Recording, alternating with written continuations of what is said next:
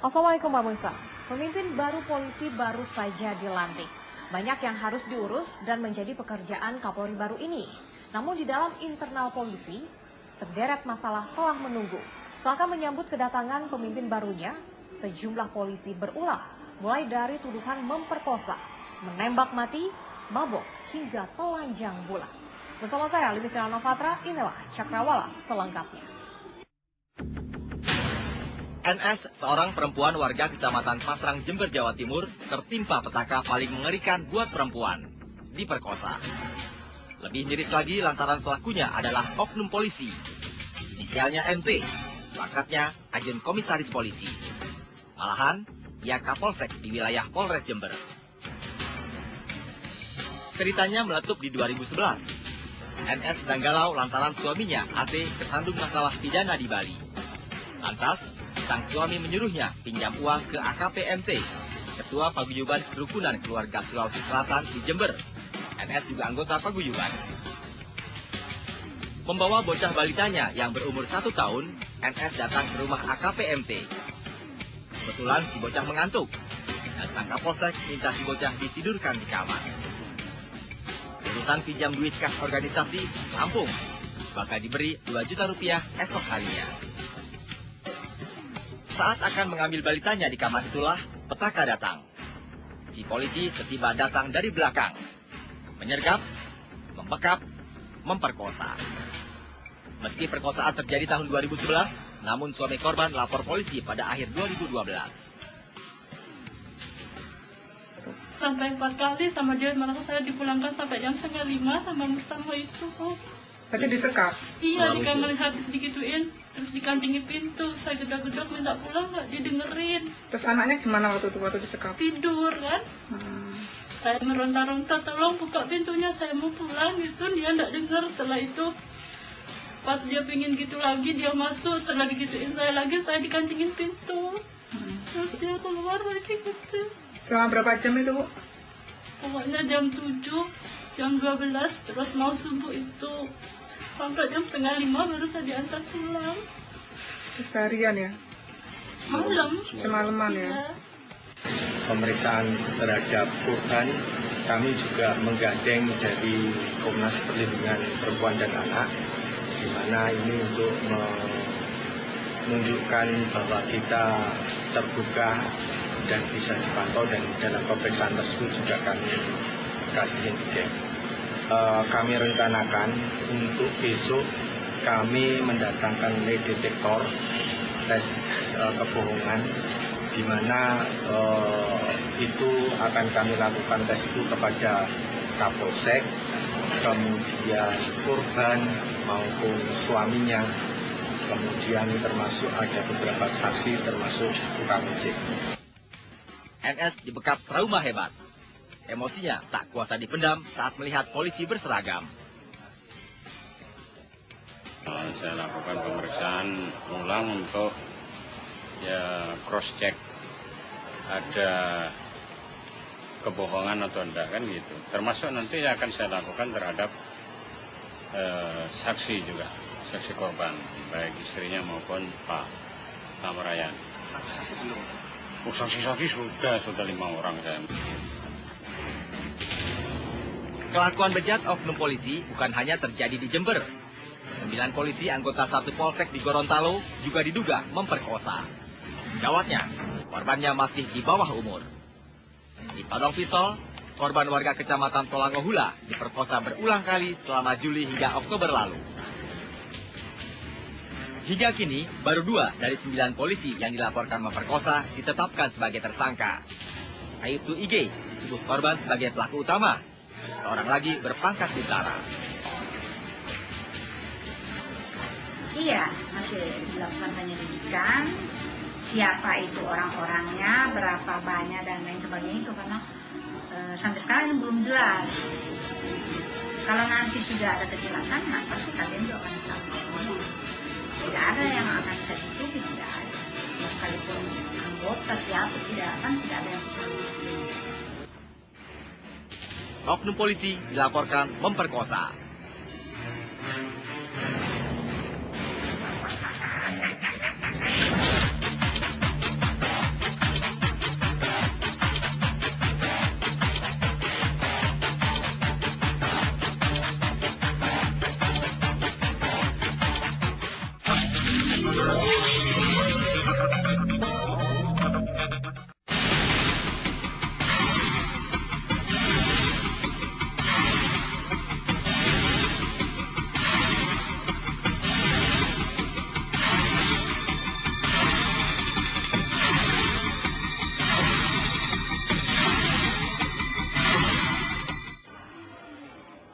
lain berulah beda, menembak dan mabuk.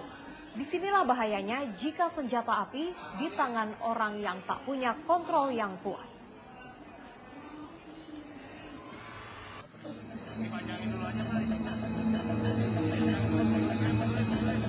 Pekan lalu, Bahrudin, seorang petugas Satuan Pengamanan Kompleks Seribu Ruko, Taman Palem, Cengkareng, Jakarta Barat, tewas. Bahrudin mati ditembak polisi. Brimob berpangkat Bribtu. Bribtu Wawan, si penembak Satpam Bahrudin, anggota Kesatuan Brimob Kelapa II Depok, Jawa Barat.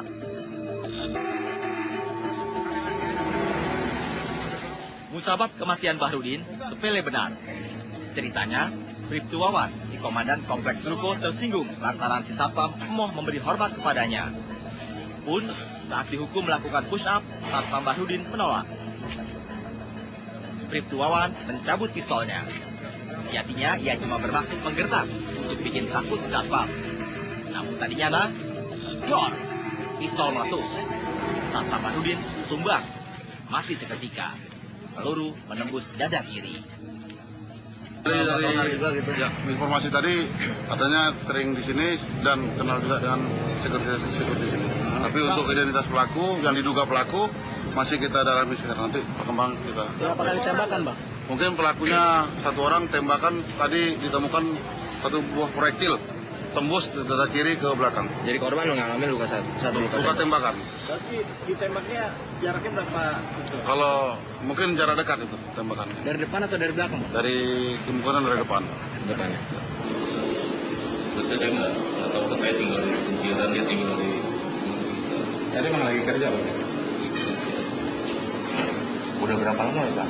Saya juga nggak tahu berapa lama. Terakhir ketemu sama Bang kapan, Bang? Terakhir ketemu kapan? Terakhir ketemu sebulan yang lalu. Udah berkeluarga di sini. Udah punya anak dua. Tim forensik Mabes Polri memungut barang bukti dari tempat kejadian perkara. Sebuah selongsong peluru berkaliber 4,5 mm. Diduga kuat, senjata yang digunakan pelaku, revolver. Pelaku lantas menyerahkan diri ke kesatuannya di Markas Komando Brimob Kelapa II Depok, Jawa Barat. Selama pemberkasan kasusnya, tersangka oknum Brimob penembak mati Satpam ini mendekam di tahanan Mapolrestro Jakarta Barat.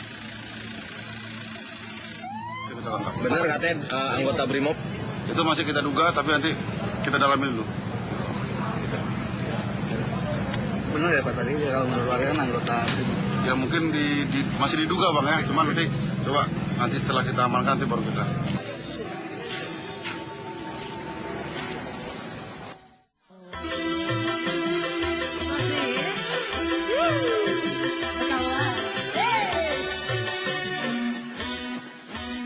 Lain lagi ulah polisi di Majalengka, Jawa Barat 23 Oktober lalu. Talar minuman keras, Brigadir Mukhtar Thoyib bikin onar di hajatan pernikahan rekannya Bribtu Trias di Desa Lewiliang, Kecamatan Ligung, Majalengka. Entah apa musababnya, tiba-tiba Brigadir Thoyib naik panggung. Ia memantik perkelahian. Sesama polisi yang berusaha menenangkan, gagal. Bahkan, saat seorang tokoh masyarakat maju untuk mengendalikan situasi, malah kena tendang si polisi mabuk. Dinilai bikin malu Korps Kepolisian, unit Propam Polres Majalengka turun tangan. Sedikitnya 16 polisi dan 2 warga diperiksa. 3 polisi jadi tersangka kemudian. Salah satunya, tentu saja si biang keladi onar Brigadir Mukhtar Thoyib. Si oknum polisi mabuk mendekam di sel khusus Rutan Mapolres Majalengka. Ironisnya, pada 4-6 bulan mendatang, Brigadir Thoyib bakal pensiun. Menutup karir dengan torehan rapor merah.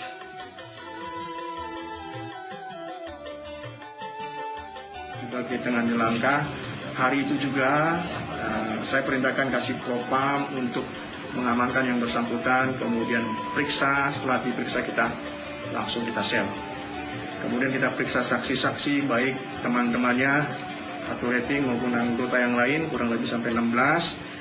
Secara personal, ada hal-hal yang kadang-kadang watak aslinya daripada seorang itu muncul, padahal yang seharusnya dia sebagai seorang polisi itu sudah dinetralisir dengan pelatihan-pelatihan, dengan aturan-aturan, dengan kode etik, tetapi itu tidak bisa bertahan. Sehingga ini mungkin kekeliruan pada waktu rekrutmen, memilih calon-calon polisi yang tidak tepat. Nah, ini personal yang kadang-kadang menunjukkan jagoan, pengen dihargai orang lain, atau mungkin juga ulah-ulah yang tidak etis.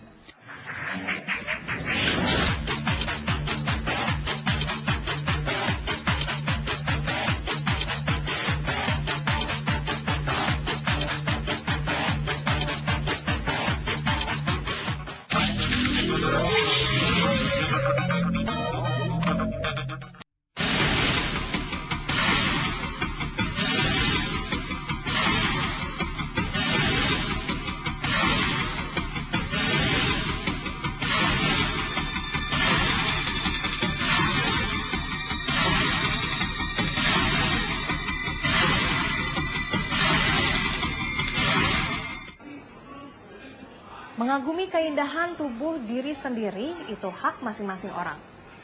Repotnya, dua polisi ini berfoto telanjang bulat untuk alasan masing-masing. Yang bikin repot orang lain, ini dilakukan oleh polisi yang kemudian diunggah oleh orang lain di media sosial.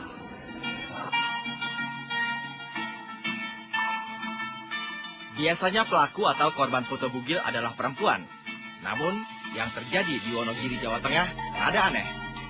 Foto bugil yang beredar di blogspot itu adalah pria. Yang lebih menggegerkan lagi, ia polisi. Seorang kapolsek di wilayah Polres Wonogiri. Perihal fotonya bergentayangan di jagat maya, si polisi mengaku lantaran telepon genggamnya raib. Lepas siapa yang mengunggah foto-foto ini, sang kapolsek kena sanksi, dicopot dari jabatannya.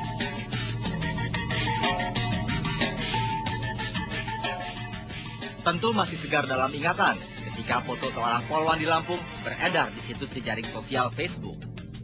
Si pengunggah ternyata bekas pacarnya yang dendam lantaran diputus cinta oleh sang polwan pujaan hati. Apalagi si polwan bakal menikah dengan orang lain.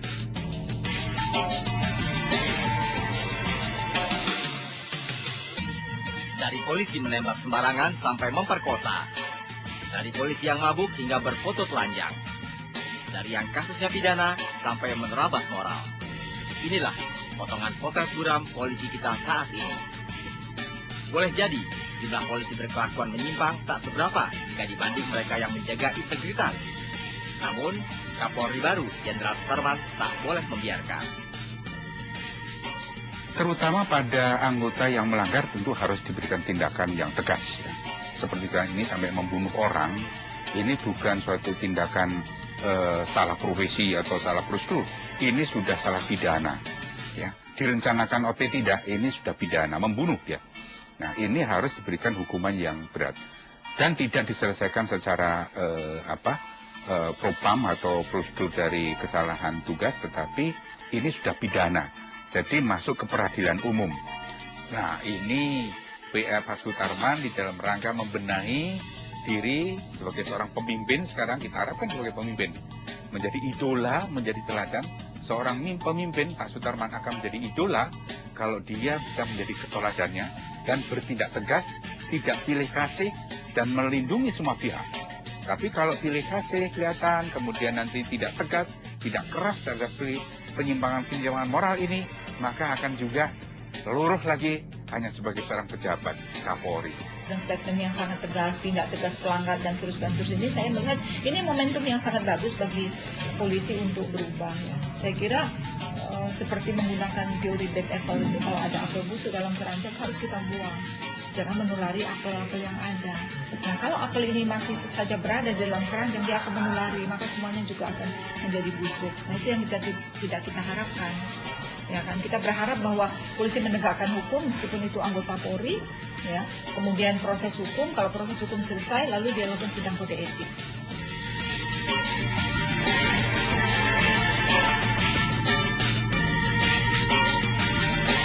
Kapolri Jenderal Polisi Sutarman tentu punya program dalam membenahi aparatnya. Selain korupsi suap dan korupsi yang selalu membuat citra buruk polisi, ulah anggota-anggota polisi yang menyimpang tentu harus menjadi perhatian. Demikian Cakrawala, saya Limis Nalafatra, sampai jumpa dan wassalamualaikum.